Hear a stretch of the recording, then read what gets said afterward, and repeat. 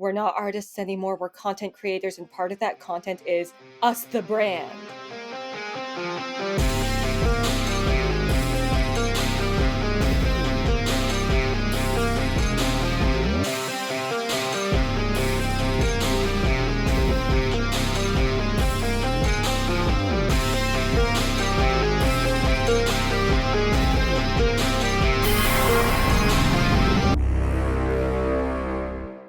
Welcome to the Skiffy and Fanny Show.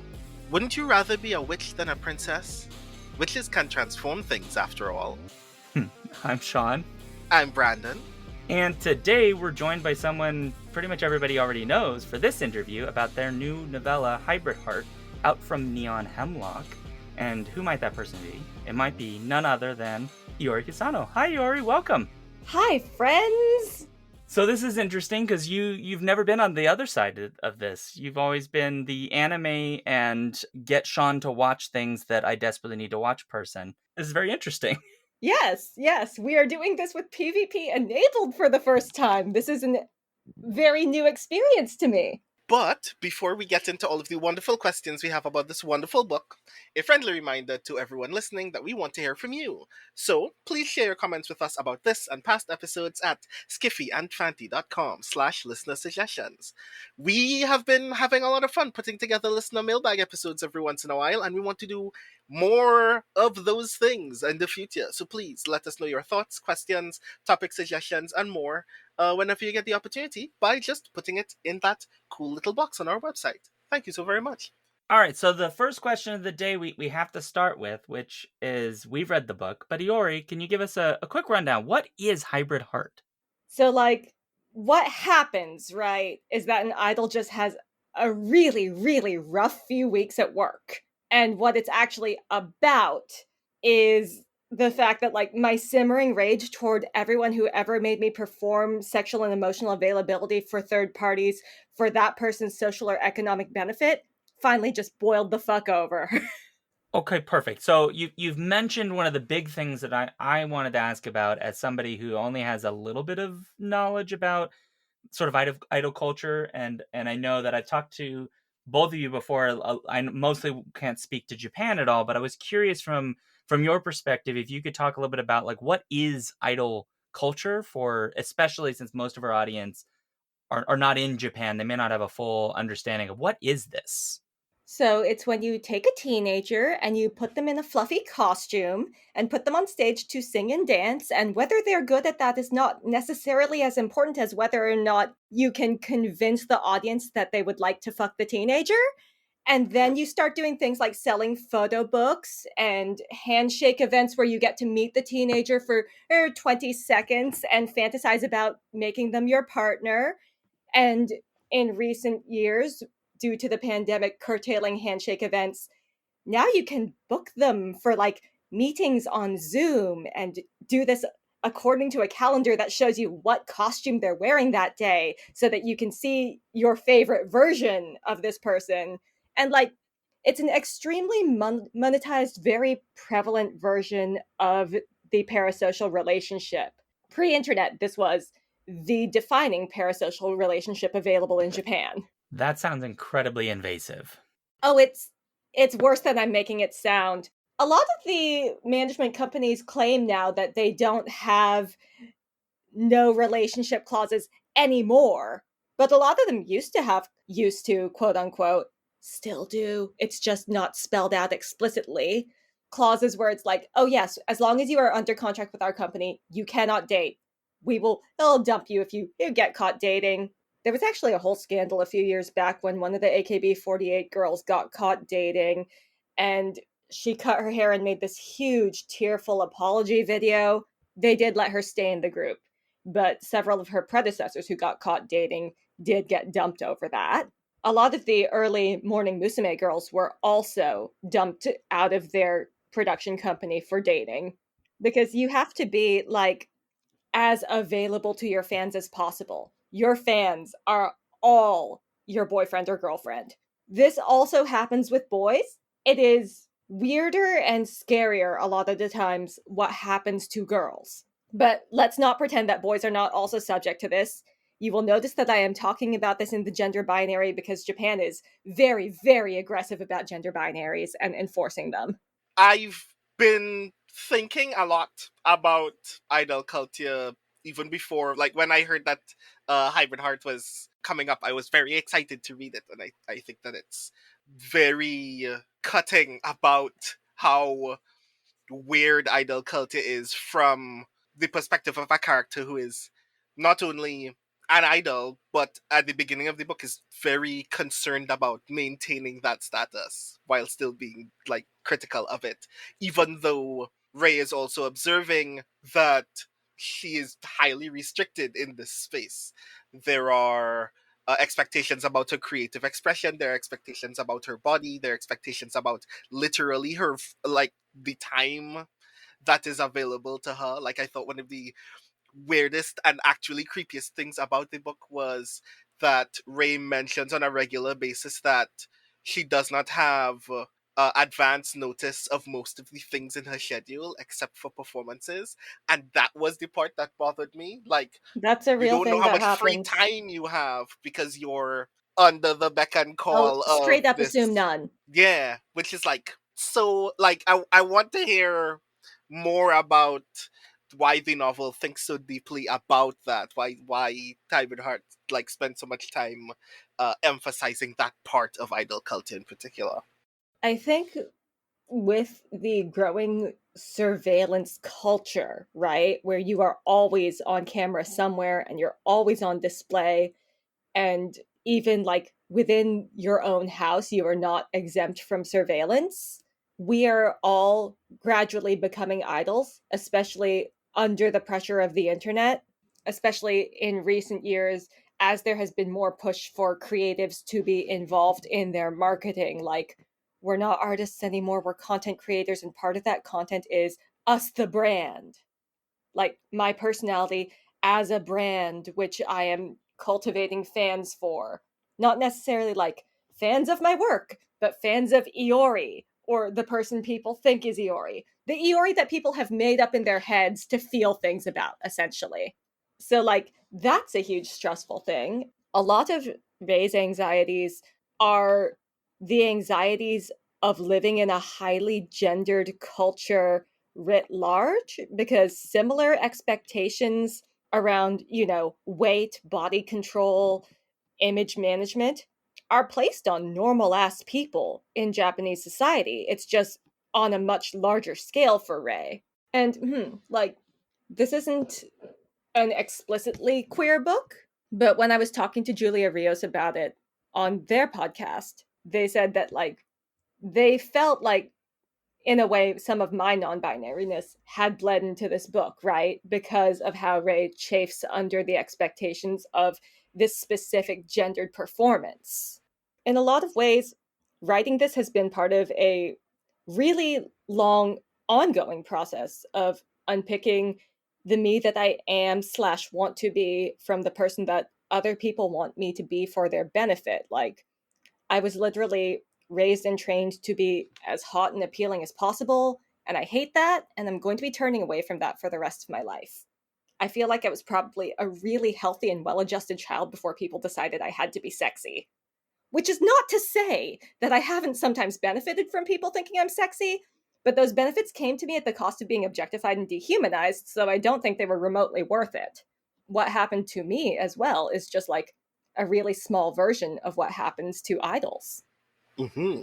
I think that's actually very intriguing because I think I similarly observed that Ray is very obviously engaging with femininity through what I read as a queer lens, not necessarily that it was overtly a non-binary narrative in the way that most other people consider a non-binary narrative to be, but that because gendered expectations are part of the idol game. Idols are drag culture. It's just weird and Yeah, toxic instead of celebratory. yeah, and as a result, I interpreted all of the physical trappings of idol culture as a kind of representation of physicalizing, like externalizing femininity, and therefore raised experience as I want to be as far away from this physical experience as much as possible, which is like rad that it can house both of those images, both of those ideas at once. So that was really cool. And one of the things that I actually latched on about the book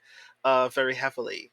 So one of the things that's come up in this that I think is interesting in this book, and that I really found really interesting, was like a lot of what we talked about has been the ways in which the book are very directly rooted in reality, talking about idol culture and its incredible invasiveness, which this book very clearly lays out for us. But it does sort of take all of that to an even more dystopian level with the way you use technology. You know, everything that's in this book, I think you would agree, is to some degree very much present today, but it is like increasingly more invasive. Like, I think the one technology that I was thinking about when I was looking at the end of the book again was the shower head, and how much information can be gleaned from an electric shower head that can be funneled to managers and used to monitor your every biological usage of the shower. There's a reason I don't own any smart appliances.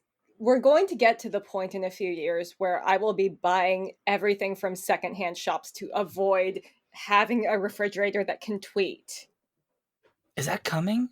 At the refrigerator that It already tweets? They can't, exists. yeah. No. There are refrigerators you can tweet from. Why? Why do I need that? If you can buy a refrigerator that can message your local grocery to let your local grocery know that you're out of eggs, it can tweet. And it can tweet of its own volition. Yeah, but I think we're getting at like the like way in which smart tech in general can be used for incredibly invasive purposes, and in this way is very personalized with the way that technology is used. I think it's fair to say to control Ray, to control everything that she does. And I was hoping you could talk a little bit about just dragging, like kind of taking that and dragging it to its even more extreme using technology. I did not honestly do that much work having to extrapolate from what we currently have. That's kind of the worst thing, right? Like, one of the reasons this is a near future cyberpunk story, I always say it's set 2 emperors from now, but an emperor is a really wobbly subjective measure of time, right? 2 emperors from now could be like 80 plus years, or if things go real badly down at the palace, it could be 5 years, who knows? The shower head, the air conditioning unit, stuff like that, that's the 5 years out stuff. The bit where Twitter is directly installed in Ray's brain, like, I hope I don't live to see it, but I think I probably will. Yeah, I was thinking about that too, right? That image towards the end of the book of the ads keep playing over, and the warning notices playing in her vision, and I'm just like, this is horrifying. I do not want this. Yeah, but that's also a comment about, like, recovery from an eating disorder. Because the thoughts that go with that are very much the same feeling as, yeah, just gonna always have these pop ups that I can't turn off and I just have to X out of them every single time. I think one of the reasons why, like, I read the book as kind of like, this is going to happen tomorrow, because I kind of saw a lot of that technology, the parts that aren't like literally already here, read to me as things that are essentially already here anyway. Because I really do think that, especially when it comes to social media, that's the kind of volume and easy access of technology that already exists for a lot of people. Yeah, the number of people I know who just like straight up keep their phone next to their pillow while they're sleeping is in double digits. I had to condition myself to stop being one of those people. I actually hate it now. It's just like a general mental health thing. Cause like especially if you work in the entertainment industry, being surrounded by what is essentially other people's opinions of you at light speed is dangerous. I mean, you can argue that we do, Yeah, Brandon. we We do. do. We do. Exactly. It's just there's a difference between I can put my phone down because I am depressed and my brain will not stop letting me be depressed. But that line already is pretty fine. And I thought that was actually kind of a very disturbing but very revealing that you decided that that was how technology operated in this world, that social media was a thing that you could not avoid, even if you wanted to, because for a lot of people that's just the case. I mean, I do think that there's an argument that even now, we can't avoid it even if we want to. Or at least we have to go to really extreme measures to avoid it, right? Like, I have 3 different ad blockers on my browser, and the extension for Facebook container to keep it from tracking me, even though I haven't logged in for like 2 years. And then I've got like 3 more to keep from storing cookies. And it's kind of bonkers how much extra work I have to do to keep corporations out of spaces that I'm in. And I mean, like the thing that I think that is telling about that parallel in the book is those are things that you have to do. You can't just opt out of being monitored. You have to opt into the technologies that allow you to stop being monitored all the time by organizations that want very badly to observe your body very deeply. We all should avoid assuming that our work is about to quote unquote predict the future. But I do think, based on how tech companies are attempting to use analytics at the moment, this is, if not a good portrayal of what it would look like in the future at its extreme, it's a good metaphor for how we actually have to remove ourselves from those situations at the extreme, especially when you are an entertainer, someone whose life is already being publicly observed on a regular basis outside of their control. And I have no more words than that was very poignant. It raised interesting questions about like the importance and value of autonomy in the entertainment space, because Ray's whole thing about using the avatar in the book, or they talk about it at various points too, about other people where they don't really know who the singer is because they're using essentially a dancing avatar as a way of presenting their music. Like there's suddenly like this massive notion of freedom of being able to say this digital representation is a thing that people can oogle over, I suppose, or be interested in, but the person behind it is still somewhat or maybe significantly separated. Yeah, and those do differ because there are agencies that manage some of them, right? And if you are a VTuber or a V singer who belongs to an agency, you will still have some of the image restrictions and curation that idols do. But if you're an independent, and there are a lot of really good independents making a living this way, you can shut things off and go about your life, and you are still anonymous enough to like go to Starbucks and not get bothered. You can ride the train. You can still have a life. And if you're independent, you have creative control that's not available to you as an entertainer belonging to an agency. I've been consuming a lot of VTuber news, and it's actually troubling. Even when no one knows who you are still essentially being controlled to the exact same or a very materially similar extent as an IRL performer if you're in a VTuber agency, in ways that can be very upsetting. There's still the expectation of the squeaky clean image when you're on, but you have more opportunities to have a personal life and relationships and so forth. There's a lot more separation between the character you are in public and the person you actually are.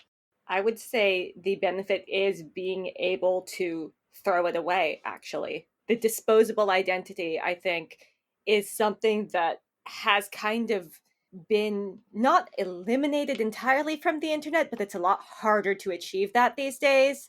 Whereas I remember when I was in high school, you could be like 13 different people. You could keep those accounts totally separate from each other. You didn't need to go through cell phone verification to obtain the accounts in the first place. And if at any point you didn't want to be any of those people anymore for any reason, you could just abandon that and it wouldn't have any real effect on your ability to start over elsewhere. In general, as we live in a more regulated world with more control on verifying ID and so forth, it becomes so much harder to drop what you're doing and start over elsewhere clean slate, right? Which is kind of gross. I mean, God, 50 years ago, you could go into a fugue state, go to another country, start your life over. No one ever needs to know, oh, who you were before. You can't do that anymore. Everybody fucking fingerprints you. What the fuck? I hate this. Hmm. This is the stupidest thing. We're super fucked. We have no privacy anymore. I hate it. I very much do not look forward to an AI spamming me with GG on a regular basis at some point in the future. So, out of curiosity, what are some of the downsides to engaging in the idol industry through avatars, which is something Hyperheart begins to tease out? The complaints I usually hear about people using the avatars, right? Besides the fact that like there's a technology barrier, so sometimes it can be a little hard to make everything work right if you're doing it. It's that you lose a portion of the available fan base because they don't like the aesthetic, right? Because like let's be real, there's a lot of really really good Vocaloid music which people fully just refuse on the basis of I don't like Vocaloids, I don't like autotune, it's gross. Okay, yeah, I understand that it can sound a little squeaky. That doesn't mean that Nabuna isn't a genius, but okay. And then there's also this gross thing where a lot of fans are actually in it for the parasociality more than whatever you're actually making, right? And of course you're going to lose those people, but who the fuck wants those people? There, I said it. Fuck those guys. So, am I understanding this correctly that a part of the idol industry is effectively a question of ownership over the idol by fans, and thus the fandom don't fundamentally recognize the agency of the idol? Like a lot of fans are just straight up like, no, I've invested in this person. They are mine forever. And like, there's a reason my DMs are closed. Some would argue that a sense of ownership is part of the format itself, that it wouldn't exist without it. There was this dry spell for me in publishing, right? I think from like 2017 to last year. And during that, I did get a few DMs from and people who had enjoyed a previous work of mine, and they were like, "Hey, when do you have another thing? I'm really disappointed I haven't seen anything new of yours lately." And at that point, I'm like, "I'm closing my fucking DMs. You're not my friend, and you have no say in what I do." And the thing is, there is a culture of that in publishing as well. And we've had conversations about it before. It's the thousands of people who comment on George R. R. Martin's forums about how mad they are that they haven't gotten another Game of Thrones book. Oh my god, I got in an IRL argument with someone about that because he believed that writing a series means that there is a social contract between the reader and the author where the author is obligated to finish the thing. Mm-hmm. And that it's not finished until the fans say it's finished. Oh, see also Arthur Conan Doyle having to bring Sherlock Holmes back from the fucking dead because no one would give him a Homie break. fell off a cliff. And the first evidence of fandom was, no, he's not dead. You now have to make him undead. And then Doyle was like, I guess I need to never answer how a man survives falling off a cliff now. And the thing is, we have these examples of this happening to men, and now imagine being femme or being a person of color and having that exact same experience. And the structure of publishing means it's just going to keep happening more and more because of the expectation now that authors participate in our own marketing. Like 40 years ago, Tom Clancy didn't have to go on Oprah if he didn't want to, right? And Tom Clancy didn't need to have a Twitter account. There was a time when we didn't care what Tom Clancy looked like. Now we all have to be on Twitter, and we all have to go out and podcast about our books. I mean, it's happening everywhere, to be sure. There is like this trend, and I don't want to say that it's the internet's fault, but it's being exacerbated because we're all on the internet, of you have to be a brand, that people don't care about the things that you make until they care about you. But like, I don't want people to care about me. Leave me the fuck alone. There are 18 hours at least every day where I don't want to be perceived. Exactly, yes. Increasingly, I think that the ideal way to be an artist is to be like the keeper of the cheetah enclosure in the zoo, where I just throw my work into the crowd like a frozen antelope into the cheetah cage, and then I book it the fuck out of there. Mm-hmm. Do not involve me in this. I don't want to stick around to watch you eat. Because I was actually thinking about this recently, because I'm not going to dwell on this documentary very heavily, but a documentary came out very recently about Johnny's and Associates, where one of the passing acknowledgments that the host makes about the stars on Johnny's is that you will see posters about individual boy bands or individual artists under their roster everywhere, but it's always like the same 6 or 7 photos. There is not an abundance of media content about them. a paparazzi photo of a member of one of those boy bands is very rare. The reason you see less Johnnies in tabloids than you see female idols is usually because Johnny's has a better stranglehold over access to content in terms of we aren't just blacklisting this one magazine. Like, we're not just blacklisting Friday because they ran a paparazzi photo. Every other magazine that this company that produces Friday puts out, they're blacklisted too. So, because they can choke off not just one magazine, but entire media franchises without hurting their own sales, they are able to essentially, I don't want to say blackmail, but they have a lot of bargaining leverage. So this is rather interesting because a lot of what your book suggests about this industry is that idols generally don't have that kind of power, and that the average idol is probably barely surviving or living fairly modestly. Is that the case then? Oh my god, people think idols make bank, but like a lot of them really, really don't. Like, there's been scales in the past because AKB48 members have been open about how little money they have. There are idols who make less than the equivalent of 500 USD a month on their full-time idling. Sean just made Yeah. a face, y'all. No, yeah, I believe it. Living here, I have had a lot of opportunity to wind up talking to former idols and family members of current idols just through chance encounters. And one of the things that really makes it a more precarious situation for idols is that a lot of them don't know what they're getting into, right? Because they're kids. Even if you read the goddamn contract, like, A of all, you're a kid and your parents are signing it for you. Second of B, you probably didn't understand half of it. And there's so much that you're not told or warned about, but that people expect you to know. And that then when something bad happens to you, like a producer demands sexual favors or something, if you go to anyone for help, they'll be like, why didn't you expect this? You knew what you were getting into. You picked this job. You did this to yourself. So part of the precarity comes from how everybody thinks you're asking for it and therefore isn't willing to help you, right? So you get in, and then you're not making any appreciable money, right? You're under constant control and surveillance, and no one's willing to help you get out. So you're trapped until you get dumped. And then you'll be in an even worse position. It is just a big machine into which you pour teenagers and watch them get ground up. And in Hybrid Heart, Ray eventually comes to the conclusion that she needs to escape this, but can only sort of do so through an act of rebellion that will cost her everything. Like many others, Ray deserved better as well. I mean, like, everyone in this book deserved better.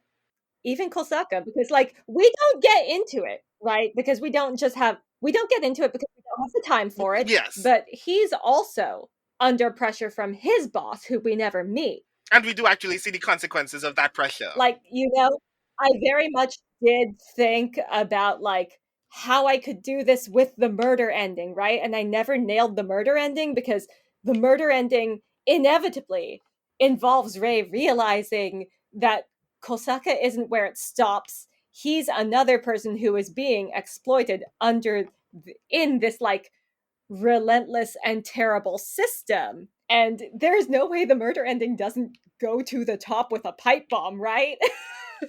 And that was a lot more work than I could handle at this moment. Just lurking in the ducts of the headquarters with one very large block of C4. I dig this book a lot. I want a lot of other people to read it. I have a lot of feelings. I had these feelings about idol culture before I picked up the book. And then I picked up the book and I had more feelings. And I attribute all of those feelings to you telling a damn good story. I also really love this book and hope folks will read it. So Iori, we gotta wind down here. What are you working on next? Ooh, You know what? Actually, wait. Let's unpack this, huh? Why there gotta be a next? Why are you out here with your grabby hands going, what's next? What's next? Was this not enough for you? Okay. You got me. You're not wrong. I was going to ask the question in a different tact, which is, what are you interested in at the moment? This is sort of like what the book is about, right? That pressure to keep producing for the fans. Yeah. Like, how do we ask this question that is not about, can you feed me more content, and more about, what are you interested in at this moment? What are you cooking? After this, I'm gonna get up and make some gyudon. That actually sounds kind of rad. Now I'm hungry, Jesus, but still. And if folks want to find out more about you and your work, where should they go? KusanoIori.com. I'm on Twitter as at Iori Kusano. And let's see, my Instagram is Iori underscore Stagram. Not that I use those. Excellent. So, folks, Hybrid Heart is available right now for you to purchase. You can get it from me on Hemlock.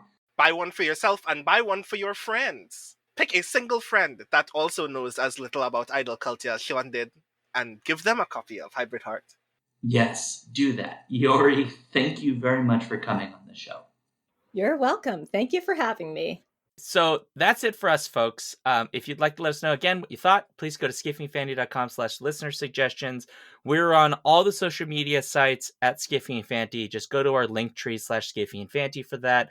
You can get our newsletter at skiffyandfanty.com/newsletter. And if you like what we do, there's patreon.com/Skiffy and Fanty, and give us reviews on the iTunes and like wherever you go to give reviews, because that would be nice. I'm at SeanDuke.net, Alphabet Streams on Twitch.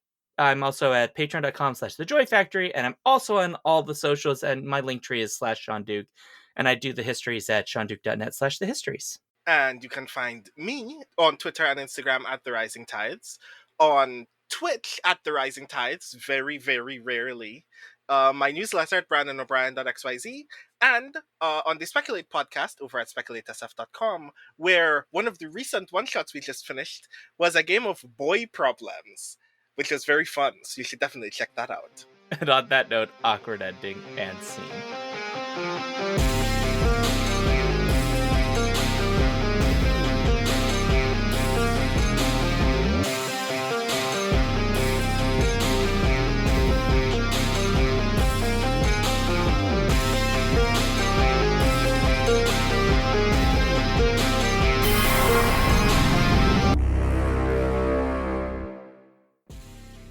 If you want to support this show, you can go to patreon.com/skiffyandfanty or skiffyandfanty.com, our website, where you can get access to all of our fancy things. Our music comes from Holy Mole. You can support him and his work at patreon.com/holymole. Thank you for listening.